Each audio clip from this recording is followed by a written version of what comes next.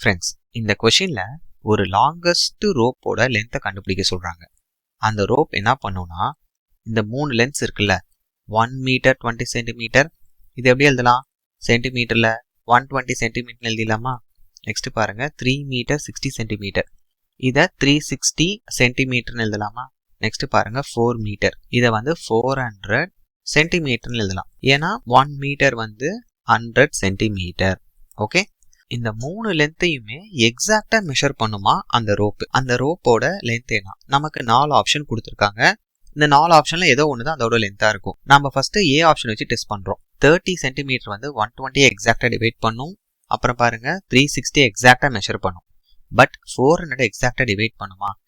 டிவைட்னாலும் ஒண்ணுதான், மெஷர்னாலும் ஒண்ணுதான். இங்க பாருங்க 400 30 டிவைட் பண்றப்ப நமக்கு ரிமைண்டர் வரக்கூடாது. அதை தான் அவங்க சொல்றாங்க எக்ஸாக்டா மெஷர்ன்ட்டு. ஓகே, உங்களுக்கு 10 சென்டிமீட்டர் பேலன்ஸ் வருது. ஸோ எக்ஸாக்டா மெஷர் பண்ணுன்னு சொல்றாங்க. அதனால ஏ ஆப்ஷன் வராது. சி ஆப்ஷன் பாருங்க, இப்போ 120, இது 120 எக்ஸாக்டா மெஷர் பண்ணிடும், 360 பண்ணிடும். அதே மாதிரி 400 எக்ஸாக்டா மெஷர் பண்ணாது. புரியுதா? ஏன்னா பேலன்ஸ் வரும். அதனால சியும் வராது, ஏ ஆப்ஷனும் வராது. 360 சென்டிமீட்டருக்கு அது 120 மெஷரே பண்ணாது. அதனால டி ஆப்ஷன் வராது. ஸோ கண்டிப்பா பி ஆப்ஷன் 40 சென்டிமீட்டர் தான் லெஃப்ட் அவுட். அதான் ஆன்சர். ஏன்னா இங்க பாருங்க அது 120 எக்ஸாக்டா மெஷர் பண்ணும், 360 பண்ணிடும், 400 பண்ணிடும்.